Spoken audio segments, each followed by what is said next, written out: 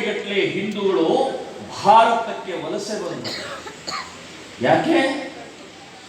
ದೇಶ ತುಂಡಾಗಿ ನಮ್ಮದು ಅನ್ನುವಂಥದ್ದು ಉಳಿಲಿಲ್ಲ. ಅದಕ್ಕೆ ಹಿಂದೂಗಳ ಕಗ್ಗೊಲೆ, ಹಿಂದೂಗಳ ಮೇಲೆ ಅತ್ಯಾಚಾರ, ದೇವಸ್ಥಾನ ನಿರ್ನಾಮ ಆಗೋಯ್ತು. ಅವತ್ತು 12% ಇರುವಂತಹ ಹಿಂದೂಗಳು ಇವತ್ತು -1 ಸ್ಥಿತಿಗೆ ಬಂದು ತಲುಪಿದ್ದಾರೆ. ಕಾರಣ ಹಿಂದೂಸ್ಥಾನ ಅಲ್ಲ, ದೇಶ ತುಂಡಾಗಿ ಹೋಯಿತು. ಸೊ ನಮ್ಮ ದೇಶ ಉಳಿಲಿಲ್ಲ ಅಂದ್ರೆ ಏನಾಗುತ್ತೆ ಅನ್ನುವಂತ ಜ್ವಲಂತ ಉದಾಹರಣೆ ಪಾಕಿಸ್ತಾನ. ಸೊ ನಾವು ಪಾಕಿಸ್ತಾನ ನೆನಪಿಟ್ಟುಕೊಂಡು ಇವತ್ತು ಬದುಕಬೇಕಾಗಿದೆ, ಇವತ್ತು ಜಾಗೃತರಾಗಬೇಕಾಗಿದೆ. ನಾವು ಅದೇ ಮಾದರಿಯಲ್ಲಿ ಅತ್ಯಾಚಾರಕ್ಕೆ, ಅದೇ ಮಾದರಿಯಲ್ಲಿ ನಮ್ಮ ದೇವಸ್ಥಾನ ಭಗ್ನ ಆಗದೇ ಇರೋದಕ್ಕೆ ನಾವು ಇವತ್ತು ಸಂಘಟಿತರಾಗಬೇಕಾಗಿದೆ, ಜಾಗೃತರಾಗಬೇಕಾಗಿದೆ. ಕ್ಷಾತ್ರತ್ವದ ಮೂಲಕ ದುಷ್ಟ ಶಕ್ತಿಗಳನ್ನು ಮೆಟ್ಟಿ ನಿಲ್ಲುವಂತಹ ಕಾಲ ಇವತ್ತು ಬಂದಿದೆ ಅಂತ ನಾವು ನೆನಪಿಸ್ತೀವಿ. ಬಹಳ ಹಗುರವಾಗಿ ತಗೊಳ್ತೀವಿ ನಾವು, ನಮ್ಮ ಹಿಂದೂ ಸಮಾಜ ಬಹಳ ಹಗುರವಾಗಿ. ಇವತ್ತಿನ ಬದುಕು, ಇವತ್ತಿನ ಮಕ್ಕಳು, ಇವತ್ತಿನ ಆಸ್ತಿ, ಇವತ್ತಿನ ದುಡ್ಡು ಏನಿದೆ ಅಷ್ಟೇ ಸಾಕು ಅನ್ನುವಂತಹ ಮಾನಸಿಕ ಸ್ಥಿತಿ ನಮ್ಮ ಹಿಂದೂ ಸಮಾಜದ್ದಿದೆ. ನಾನು, ನನ್ನ ಮಗ, ನನ್ನ ಮೊಮ್ಮಗ ಹಿಂದೂ ಆಗಿ ಇರಬೇಕು ಅಂತನ್ನೋದಾದ್ರೆ ಇವತ್ತು ನಾವು ಕೆಲಸ ಮಾಡಬೇಕು, ಇವತ್ತು ಜಾಗೃತರಾಗಬೇಕು. ಇವತ್ತು ಡಾಕ್ಟರ್ ಮನೋಜ್ ಅವರು ಮಾಡಿದ ಈ ಸಂದೇಶ, ತಮ್ಮ ಜನ್ಮ ದಿನದ ನಿಮಿತ್ತ ಸಮಾಜದಲ್ಲಿ ಜಾಗೃತಿ ಮೂಡಿಸುವಂತಹ ಒಂದು ಶ್ರೇಷ್ಠ ಕಾರ್ಯ ಮಾಡಿದಲ್ಲ, ಇದು ಆಗಬೇಕಾಗಿದೆ.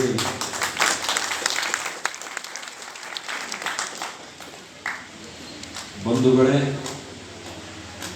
2014ರ ಮುಂಚೆ, 2014ರ ನಂತರ ಒಂದು ಸ್ವಲ್ಪ ಅವಲೋಕನ ಮಾಡ್ಕೊಳ್ಬೇಕು, ನಾವು ಅವಲೋಕನ ಮಾಡ್ಕೊಳ್ಬೇಕು. 2014ರ ಮುಂಚೆ ಈ ದೇಶದಲ್ಲಿ ಪ್ರತಿ ವರ್ಷ ಬಾಂಬ್ ದಾಳಿಗಳು, ಭಯೋತ್ಪಾದನೆಗಳು, ಸಾವಿರಾರು ಜನ ರಸ್ತೆಯಲ್ಲಿ, ರೈಲ್ವೆ ಸ್ಟೇಷನ್ ನಲ್ಲಿ, ಬಸ್ ಸ್ಟ್ಯಾಂಡ್ ನಲ್ಲಿ ಸಾವಿರಾರು ಹೆಣಗಳ ಬೀಳ್ತಾ ಇತ್ತು. 2014ರ ಮುಂಚೆ ಪ್ರತಿ ವರ್ಷ ಭಯೋತ್ಪಾದನೆ, ಪ್ರತಿ ವರ್ಷ ದಾಳಿ ನಡೀತಾ ಇತ್ತು. 2014ರ ಮುಂಚೆ ಭ್ರಷ್ಟಾಚಾರ ಅಂತನ್ನುವಂಥದ್ದು ತುಂಬಿ ತುಳುಕ್ತಾ ಇರುವಂತಹ ಆ ದಿನಗಳನ್ನು ನೆನಪು ಮಾಡಿಕೊಳ್ಳಬೇಕು. 2014ರ ಮುಂಚೆ ನಮ್ಮ ದೇಶ ಹೇಗಿತ್ತು, ಜಗತ್ತಿನಲ್ಲಿ ನಮ್ಮ ದೇಶ ಭಾರತ ಅನ್ನುವಂಥದ್ದು ಯಾವ ಸ್ಥಾನದಲ್ಲಿತ್ತು, ಹೇಗೆ ನಡ್ಕೊಳ್ತಾ ಇದ್ರು ನಮ್ಮ ಪ್ರಧಾನಿಗಳನ್ನ, ನಮ್ಮ ಪ್ರಧಾನಮಂತ್ರಿಗಳನ್ನ, ನಮ್ಮ ರಾಷ್ಟ್ರಪತಿಗಳನ್ನ ಅನ್ನೋದನ್ನು ಸ್ವಲ್ಪ ನೆನಪು ಮಾಡಿಕೊಳ್ಳಿ. 2014ರ ನಂತರ ಹೇಗೆ ಪರಿವರ್ತನೆ ಆಯಿತು, ಏನೇನು ಪರಿವರ್ತನೆ ಆಯಿತು ಅನ್ನೋದು ಯೋಚನೆ ಮಾಡಿ. 2014ರ ನಂತರ ಇಲ್ಲಿವರೆಗೆ 10 ವರ್ಷದಲ್ಲಿ ಒಂದೇ ಒಂದು ಬಾಂಬ್ ಸಿಡಿಲಿಲ್ಲ. ಅದಕ್ಕೆ ಕಾರಣ ನರೇಂದ್ರ ಮೋದಿ.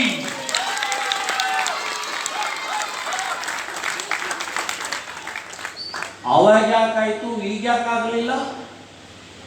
ಸೊ ಅವಾಗ ಹಾಗಾದ್ರೆ ಈ ಭಯೋತ್ಪಾದಕರನ್ನ ಪೋಷಿಸ್ತಾ ಇದ್ರ, ಪ್ರೋತ್ಸಾಹ ಕೊಡ್ತಾ ಇದ್ರ, ಬಾಂಬ್ ಸಪ್ಲೈ ಮಾಡ್ತಾ ಇದ್ರ, ಇದೆಲ್ಲವೂ ಯೋಚನೆ ಮಾಡಬೇಕು.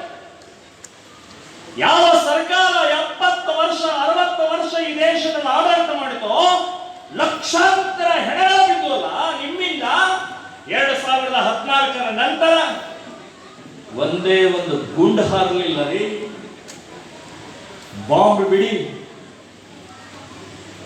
ಆ ಪಾಕಿಸ್ತಾನದ ಬಾಲ ಕಟ್ ಮಾಡಿ ಆ ಪಾಕಿಸ್ತಾನಕ್ಕೆ ಎಚ್ಚರಿಕೆ ಕೊಟ್ಟರು, ಗುಸ್ಕೆ ಮಾರೆಂಗೆ, ಒಳಗಡೆ ಹೊಕ್ಕು ಹೊಡಿತೀವಿ ನಿಮ್ಮನ್ನ ಅಂತ ಹೇಳಿ ತೋರಿಸಿದಂತಹ ಗಂಡರಲ್ಲಿ ಯಾರಾದ್ರೂ ಇದ್ರೆ ಅದು ನರೇಂದ್ರ ಮೋದಿ ಅಂತನ್ನುವಂತಹ 370ನೇ ವಿಧಿ ಎಂಥ ಭಯಾನಕವಾದಂತಹ, ಎಷ್ಟು ಕೊಲೆಗಳು, ಎಷ್ಟು ಆಫೀಸರ್ಗಳು, ಎಷ್ಟು ಸೈನಿಕರು ಇಲ್ಲಿ ಸೈನಿಕರು, ಮಾಜಿ ಸೈನಿಕರು ಕೂತಿದ್ದಾರೆ ಒಬ್ರು. ಅವ್ರಿಗೆ ಗೊತ್ತಿದೆ ಹೇಗೆ ಸೈನಿಕರ ಬಗ್ಗೆ ಇರುವಂತಹ ಸ್ಥಿತಿ ಇತ್ತು. ಜಮ್ಮು ಕಾಶ್ಮೀರದಲ್ಲಿ ಕಲ್ಲೆಸಿತಾ ಇದ್ರಿ. ಜಮ್ಮು ಕಾಶ್ಮೀರದ ಮುಸ್ಲಿಮರು ನಮ್ಮ ಸೈನಿಕರ ಮೇಲೆ ಕಲ್ಲೆಸಿತಾ ಇದ್ರು. ಕೈಯಲ್ಲಿ AK-47 ಇದೆ, ಏನೋ ಮಾಡೋ ಸ್ಥಿತಿಯಲ್ಲಿಲ್ಲ, ಆರ್ಡರ್ ಇಲ್ಲ. ಆ ಕಲ್ಲಿನ ಏಟು, ಅಪಮಾನ, ಅವಮಾನ ಸಹನೆ ಮಾಡಿಕೊಂಡಂತ ಆ ಸೈನಿಕರು ಇದ್ರಿ. ಎಂಥ ದ್ರೋಹ! ನಮ್ಮ ದೇಶದ ಅನ್ನ ತಿಂದು, ನಮ್ಮ ದೇಶದಲ್ಲಿ ಹುಟ್ಟಿ, ನಮಕ್ಕ ಹರಾಮ್ ಮುಸ್ಲಿಮರು ನಮ್ಮ ಸೈನಿಕರ ಮೇಲೆ ಕಲ್ಲಿಸ್ತಾ ಇದ್ರಲ್ರಿ. ಈ ದೇಶ ಹೇಳಬೇಕಾಯ್ತು, ಹುಷಾರ್, ನಮ್ಮ ಸೈನಿಕರ ಅಪಾಯ ಮಾಡ್ತಾರೆ ನೀವು. ಎಲ್ಲಿಂದೋ ಹಳ್ಳಿಯಿಂದ ಹೋಗಿ ಆ ಸೈನಿಕ ಅಪ್ಪ, ಅಮ್ಮ, ಅಣ್ಣ, ತಂಗಿ, ಹೆಂಡತಿ, ಮಕ್ಕಳು, ಚಳಿ, ಗಾಳಿ, ಬಿಸಿಲು ಏನೋ ಅಂದ್ರೆ ಅಲ್ಲಿ ನಮ್ಮ ರಕ್ಷಣೆಗೋಸ್ಕರ ನಾವು ಸುಖವಾಗಿರ್ಬೇಕು ಅಂತ ಹೇಳಿ ಬಾರ್ಡರ್ ನಲ್ಲಿ ಇರುವಂತಹ ಆ ಸೈನಿಕರ ಮೇಲೆ ಮುಸ್ಲಿಮರು ಕಲ್ಲಿಸಿತಾ ಇದ್ದಾರೆ.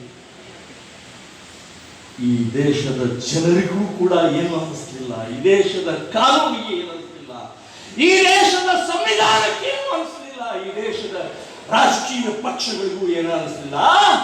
2014 ನಂತರ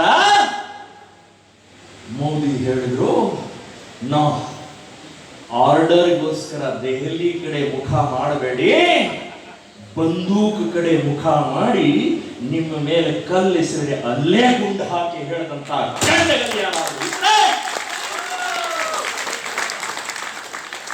ಇವತ್ತ ಅಲ್ಲಿಯ ಮುಸ್ಲಿಮರು ಬಗ್ಗಿದ್ರೆ ಸಾಕು, ಕುಂಡಿ ಮೇಲೆ ಒದಿತಾರೆ. ಇದು ತಾಕತ್, ಇದು ಸ್ವಾಭಿಮಾನ, ಇದು ದೇಶಭಕ್ತಿ. ಹೇಳಿಗಳ ತರ ಬಂದ್ಕೊಂಡಂತಹ ಸಮಾಜವನ್ನು ಬಡದೆನಿಸಿದಂಥದ್ದು ಇವತ್ತು ನಾವು ಯೋಚನೆ ಮಾಡಬೇಕು. ಹೀಗೆ ಅನೇಕ 2014ರಿಂದ ಇಲ್ಲಿವರೆಗೆ ಅನೇಕ ಕಾರ್ಯಗಳನ್ನು, ಅನೇಕ ಯಶಸ್ವಿಗಳನ್ನು, ಅನೇಕ ಸ್ವಾಭಿಮಾನವನ್ನು, ದೇಶಾಭಿಮಾನವನ್ನು, ಹಿಂದುತ್ವವನ್ನು ಬಡದೆನಿಸಿದಂತ ಆ ವ್ಯಕ್ತಿಯನ್ನ ಸ್ಮರಣೆ ಮಾಡೋದಿಲ್ಲ. 10 ವರ್ಷ ಮುಖ್ಯ ಪ್ರಧಾನಮಂತ್ರಿ, 13 ವರ್ಷ ಅವರು ಮುಖ್ಯಮಂತ್ರಿ. ಒಂದು ದಿನ ರಜಾ ತಗೊಳ್ಳಿಲ್ಲ, ಒಂದು ದಿನ ರಜಾ ತಗೊಳ್ಳಿಲ್ಲ, ಒಂದು ದಿನ ಕೆಮ್ಮಲಿಲ್ಲ, ಒಂದು ದಿನ ಜ್ವರ ಇಲ್ಲ, ಒಂದು ದಿನ ಅಡ್ಮಿಟ್ ಆಗಲಿಲ್ಲ, ಒಂದು ದಿನ ವಿಶ್ರಾಂತಿ ಅಂತ ಹೇಳಿ ಆಸ್ಟ್ರೇಲಿಯಾ, ಸಿಂಗಾಪುರ್ ಅಥವಾ ಊಟಿಗೆ ಬರಲಿಲ್ಲ. ಅಂಥ ವ್ಯಕ್ತಿಯನ್ನ ಇವತ್ತು ನಮಗೆ ನಾವು ಪಡೆದದ್ದೇ ಆ ಭಾರತ ಮಾತೆಯ ವೀರ ಸುಪುತ್ರರನ್ನು ಪಡೆದಿದ್ದು ಭಾಗ್ಯವಂತರು ನಾವು. ಬಂಧುಗಳೇ, ನಂತರ ಇಲ್ಲಿವರೆಗೆ ಏನೇನು ಆಗ್ತಾ ಇದೆ. ನಾನು ನಿನ್ನೆ ಟ್ರೈನ್ನಲ್ಲಿ ಬರಬೇಕಾದ್ರೆ, ಬೆಳಗಾವಿಯಿಂದ ಬೆಂಗಳೂರಿಗೆ ಟ್ರೈನ್ ಬರಬೇಕಾದ್ರೆ ಒಬ್ಬ ವ್ಯಕ್ತಿ ನನಗೆ ಅಲ್ಲೇ ಭೇಟಿಯಾಗಿ ಒಂದು ವಿಡಿಯೋ ತೋರಿಸಿದ್ರು. ಏನು ವಿಡಿಯೋ? ಮುರ್ಷಿದಾಬಾದ್ ಅಂತನ್ನುವಂಥದ್ದು ಪಶ್ಚಿಮ ಬಂಗಾಳದ ಒಂದು ರೈಲ್ವೆ ಸ್ಟೇಷನ್ನಲ್ಲಿ ಮುಸ್ಲಿಂ ಯುವಕರು ಇಡೀ ಆ ರೈಲ್ವೆ ಸ್ಟೇಷನ್ ಅನ್ನ ಧ್ವಂಸ ಮಾಡ್ತಾರೆ, ಒಡೆದು ಹಾಕ್ತಾರೆ. ಯಾಕೆ? ಕಾರಣ ಏನು ಕೇಳಿ. ಆ ಮುರ್ಷಿದಾಬಾದ್ ಹತ್ರನೇ ಒಂದು ಮಸೀದಿ ಇದೆ. ಮಸೀದಿಯಲ್ಲಿ ನಮಾಜ್ ಮಾಡ್ತಾ ಇರುವಂತಹ ಸಂದರ್ಭದಲ್ಲಿ ನಮಾಜ್ ಮಾಡಬೇಕಾದ್ರೆ ಈ ರೈಲ್ವೆ ಸ್ಟೇಷನ್ ಇರುವ ರೈಲ್ವೆ ಬರೋದು ಹೋಗೋದು, ಅದರ ಕೂಗು, ಅದರ ಸೌಂಡು, ಅದನ್ನ ಕೇಳಕ್ಕಾಗ್ತಾ ಇಲ್ಲ. ಇದನ್ನ ಇಲ್ಲಿ ಬೇಡ ಶಬ್ದ, ನಮಗೆ ಇಲ್ಲಿ ರೈಲ್ವೆ ಸ್ಟೇಷನ್ ಬೇಡ ಅಂತ ಹೇಳಿ ನುಗ್ಗಿ ಒಡೆದು ಹಾಕ್ತಾರ್ರಿ. ಎಲ್ಲಿವರೆಗೆ ತಲುಪಿದೆ ಇವರು ಅಹಂಕಾರ, ಇವರ ಸೊಕ್ಕು. ನಾನು ಯಾಕೆ ಇದನ್ನು ಹೇಳಿದೆ ಅಂತಂದ್ರೆ, ಇವತ್ತು ಮುರ್ಷಿದಾಬಾದಿನ ರೈಲ್ವೆ ಸ್ಟೇಷನ್ ನಾಳೆ ನಮ್ಮ ಮನೆಯ ಗಂಟೆ ನಾವು ಬಾರಿಸಬೇಕಾದ್ರೆ ನಮಗೆ ತೊಂದರೆ ಆಗ್ತಾ ಇದೆ ಅಂತ ಹೇಳಿ ಮನೆಗೆ ನುಗ್ಗುತ್ತಾರೆ. ಆ ಮನೆಗೆ ನುಗ್ಗೋಕ್ಕಿಂತ ಮುಂಚೆ ನಾವು ಇವತ್ತು ಜಾಗೃತರಾಗಬೇಕಾಗಿದೆ. ಎಂಥ ನೋವಿನ ಸಂಗತಿ ಅಂತಂದ್ರೆ 500 ವರ್ಷದ ಹೋರಾಟ, ತ್ಯಾಗ, ಬಲಿದಾನ, ಲಾಠಿಯೇಟು, ಗುಂಡೇಟು, ಜೈಲು, ಯುದ್ಧಗಳು, ಪ್ರಭು ಶ್ರೀ ರಾಮಚಂದ್ರನ ಜನ್ಮಸ್ಥಾನದಲ್ಲಿ ದೇವಸ್ಥಾನ ಕಟ್ಟಕ 500 ವರ್ಷದ ಹೋರಾಟದ ಪರಿಣಾಮ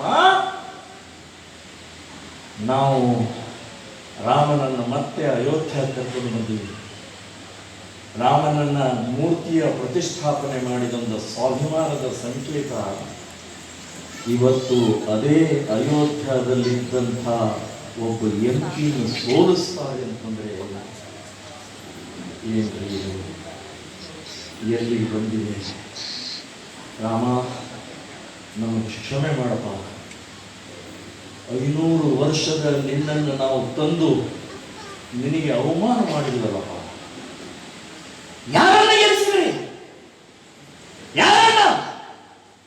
ರಾಮದ್ರೋಹಿ, ದೇಶದ್ರೋಹಿ, ಕಾಲ ಸೇವಕರ ಮೇಲೆ ಗುಂಡು ಹಾಸಿ ಸಾವಿರಾರು ಲಕ್ಷಾಂತರ ಸಾಧು ಸಂತರನ್ನ ಕೊಂದು ಹಾಕಿದಂತ ಆ ಮಲಯಂ ಸಿಂಗಿನ ಪಕ್ಷದ ಒಬ್ಬ ಪ್ರತಿನಿಧಿಯನ್ನ ಗೆಲ್ಲಿಸ್ತೀವಿ ಅಂತಂದ್ರೆ ಎಲ್ಲಿ ಹೋಯ್ತು ಸ್ವಾಭಿಮಾನ? ಎಲ್ಲಿ ಹೋಯ್ತು ರಾಮಭಕ್ತಿ?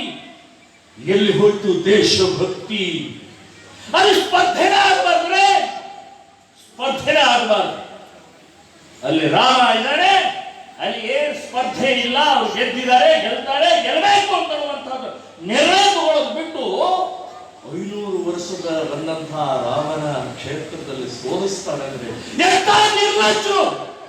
ಧಿಕ್ಕಾರ ಹೇಳ್ತಾ ಇದ್ದಾರೆ ಅಯೋಧ್ಯದಲ್ಲಿರುವಂತಹ, ಅಲ್ಲಿ ಓಟ ಹಾಕದೇ ಇರುವಂತಹ ಹಿಂದೂಗಳಿಗೆ ಧಿಕ್ಕಾರ ಅಂತ ಹೇಳ್ತಾ ಇದ್ದೀನಿ ನಾನು.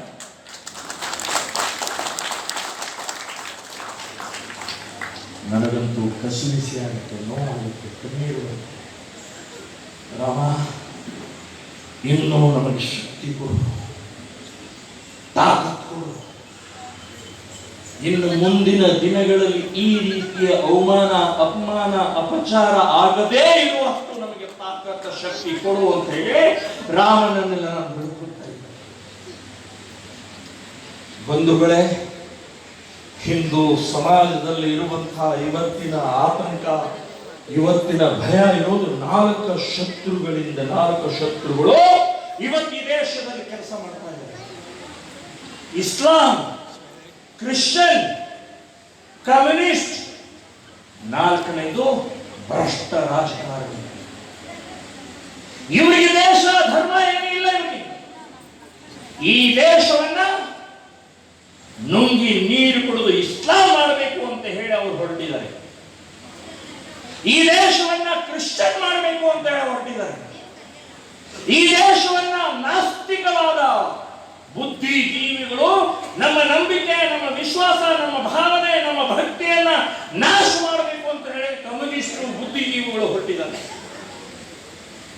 ಇನ್ನು ಭ್ರಷ್ಟ ರಾಜಕಾರಣಿಗಳು ಅದು ಎಲ್ಲಾ ಪಕ್ಷದಲ್ಲೂ ಇದ್ದಾರೆ. ನೀಚ ನಿರ್ಲಜ್ಜರು. ಅವರಿಗೆ ದೇಶ ಧರ್ಮ ಅಂತರುವಂತಹದ್ದಿಲ್ಲ. ಬರೇ ಭ್ರಷ್ಟಾಚಾರ ಲೂಟಿಕೋರರಾಗಿದ್ದಾರೆ. ಇವತ್ತು ಇವರು ಡೇಂಜರಸ್. ಈ ದೇಶಕ್ಕೆ ಈ 4 ಶತ್ರುಗಳನ್ನು ಮೆಟ್ಟಿ ನಿಲ್ಲಬೇಕಾಗಿದೆ. ನಮ್ಮ ಮನೆ ಬಾಗಿಲಿಗೆ ಶತ್ರು ಬಂದ ನಿಂತ್ಕೊಂಡ್ಬಿಟ್ಟಿದ್ದಾರೆ. ನಮ್ಮ ಮನೆ ಬಾಗಿಲಿಗೆ ಶತ್ರು ಬಂದು ನಿಂತ್ಕೊಂಡ್ಬಿಟ್ಟಿದ್ದಾರೆ. ಬಂಧುಗಳೇ, ಇನ್ನು ಒಳಗಡೆ ಬಿಡಬೇಕು, ಒದ್ದು ಓಡಿಸಬೇಕು ಅಂತ ನಿರ್ಧಾರ ಹಿಂದೂ ಸಮಾಜ ಮಾಡಬೇಕಾಗಿದೆ. ನಾವು ಉಳಿಬೇಕಾ? ನಾವು ಬದುಕಬೇಕಾ? ನಮ್ಮ ಮಕ್ಕಳು ಬದುಕಬೇಕಾ? ದೇವಸ್ಥಾನದಲ್ಲಿ ಆನಂದವಾಗಿ ವೇದ, ಉಪನಿಷತ್ತು, ಪೂಜೆಗಳ ನಡಿಬೇಕಾ? ಹಾಗಾದ್ರೆ ಈಗ ಜಾಗೃತರಾಗಬೇಕು, ಈಗ ಸಂಘಟಿತರಾಗಬೇಕು. ಹಿಂದೂ ಸಂಘಟನೆಗಳಿಗೆ ತನು ಮನ ಧನದಿಂದ ಬೆಂಬಲಿಸಬೇಕು. ದೇವಸ್ಥಾನಗಳಿಗೆ, ಮಠಗಳಿಗೆ ದುಡ್ಡು ಹಾಕೋದು ನಿಲ್ಲಿಸಿ. ಹಿಂದೂ ಸಂಘಟನೆಗಳಿಗೆ ದುಡ್ಡು ಕೊಡಿ. ನಿಮ್ಮ ಮಕ್ಕಳನ್ನ, ನಿಮ್ಮ ದೇವಸ್ಥಾನವನ್ನ, ನಿಮ್ಮ ಮಠಗಳನ್ನ ಹಿಂದೂ ಸಮಾಜವನ್ನು ಉಳಿಸುವಂತ ಕೆಲಸ ನಾವು ಮಾಡಿ ತೋರಿಸ್ತೀವಿ. ಕಳೆದ 20 ವರ್ಷದಿಂದ ಶ್ರೀರಾಮ ಸೇನೆ ಸಂಘಟನೆ ಲವ್ ಜಿಹಾದ್, ಹಿಂದೂ ಹೆಣ್ಣು ಮಕ್ಕಳನ್ನ ಪ್ರೀತಿ ಪ್ರೇಮ ಲವ್ ಅಂತನ್ನುವಂತಹ ಹೆಸರಿನಲ್ಲಿ ಮೋಸ ಮಾಡಿ ಮದುವೆಯಾಗಿ ಗುರುಕ ಹಾಕುವಂತ ಆ ಲವ್ ಜಿಹಾದಿನ ವಿರುದ್ಧ ಹೋರಾಟ ಮಾಡಿ 4,500 ಹುಡುಗಿಯರನ್ನ ಮುಸ್ಲಿಮರನ್ನು ಬಿಡಿಸಿಕೊಂಡು ಬಂದು ಹಿಂದೂ ಸಮಾಜದಲ್ಲಿ ಉಳಿಸಿದಂತಹ ಸಂಘಟನೆ ಶ್ರೀರಾಮ ಸೇನೆ. ಮಸೀದಿ ಒಳಗಡೆಗೆ ಮದರ್ಸಾ ಒಳಗಡೆಗೆ ನಮ್ಮ ಹುಡುಗರು ತಲವಾರ್ ತಗೊಂಡು ಹೋದ್ರು.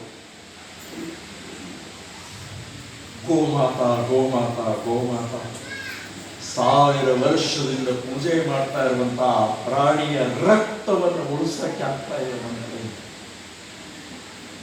ಎಷ್ಟು ಸಹನೆ ಸಹನೆ ಸಹನೆ. ಆ ತಾಯಿ ಏನ್ ಮಾಡಿದ್ದಾರೆ? ನಮಗೆ ಹಾಲು ಬೆಣ್ಣೆ ತುಪ್ಪ ಮೊಸರು ಮೂತ್ರ ಸಗಣಿ ಎಲ್ಲವೂ ಕೊಡ್ತಾ ಇದ್ದಾರೆ, ಅನ್ನ ಕೊಡ್ತಾ ಇದ್ದಾರೆ, ಕೆಲಸ ಕೊಡ್ತಾ ಇದ್ದಾರೆ, ಬೆಳೆ ಕೊಡ್ತಾ ಇದ್ದಾರೆ, ಗೊಬ್ಬರ ಕೊಡ್ತಾ ಇದ್ದಾರೆ, ಔಷಧಿ ಕೊಡ್ತಾ ಇದ್ದಾರೆ. ಇನ್ನೇನ್ ಕೊಡ್ಬೇಕು? ಅಂತ ಮಹಾ ತಾಯಿ ಗೋಮಾತೆಯ ರಕ್ತ ನಿರಂತರವಾಗಿ ಹರಿಸ್ತಾ ಇದ್ದಾರಲ್ಲ, ಅದನ್ನು ಉಳಿಸುವಂತಹ ಕಾರ್ಯ ನಾವು ಮಾಡುವಂತಹ 20 ವರ್ಷದಲ್ಲಿ 26,000 ಗೋವಂಶವನ್ನ ಉಳಿಸಿದಂತಹ ಕಾರ್ಯ ಶ್ರೀರಾಮ ಸೇನೆ ಸಂಘಟನೆ ಮಾಡುತ್ತಿದೆ. ಬಂಧುಗಳೇ, ಹಿಂದೂ ಸಮಾಜದಲ್ಲಿ ಇವತ್ತು ನೇಹಾ ಪ್ರಕರಣ ಲವ್ ಜಿಹಾದನ್ನು ನೋಡಿದ್ದೀವಿ. ನೇಹಾ ಹಿರೇಮಠ್ ಎಂಥ ಅಮಾನುಷವಾಗಿ ಬಂದದ್ದು. ಹಾಡು ಹಗಲೇ 4:15 ಸಾವಿರಾರು ಜನ ವಿದ್ಯಾರ್ಥಿನಿಯರು ಅಧ್ಯಾಪಕರು ಓಡಾಡ್ತಾ ಇರುವಂತಹ ಸ್ಥಳದಲ್ಲೇ ಒಬ್ಬ ಬಂದು ಚಾಕು ಕಚ ಕಚ ಕಚ ಆ ನೇಹಾ ಏನು ಅಪರಾಧ? ಈ ಸಾವಿರಾರು ಜನ ನೋಡ್ತಾ ಇರುವಂತಹ ಕತ್ತೆ ಸಗಣಿ ತಿಂತಾ ಇದ್ರ, ಯಾಕೆ ನಿಮ್ಮ ತಂಗಿಯನ್ನೇ ಅಲ್ಕೊಳ್ತಾ ಇದ್ರೆ ಏನ್ ಮಾಡ್ತಾ ಇದ್ರೆ? ಹೀಗೆ ನೋಡ್ತಾ ಇದ್ರ, ಹೀಗೆ ನುಡಿ ಮಾಡ್ತಾ ಇದ್ರ? ಎಲ್ಲೋಯ್ತು ನಿಮ್ಮ ರಕ್ತದ ಹನಿ ಹನಿ ಕುದಿಲಿಲ್ವಾ? ಸಿಟ್ಟು ಬರ್ಲಿಲ್ವಾ? ನೋವಾಗಲಿಲ್ವಾ? ಕಚ ಕಚ ಕಚ ಕೂಡ ಹೊರಗೆ ಕೊಂದು ಹಾಕ್ಬಿಟ್ಟು ಎಂಥ ಎಲ್ಲಿವರೆಗೆ ಬಂದಿದ್ದಾರೆ ದುಷ್ಟ ಶಕ್ತಿಗಳು.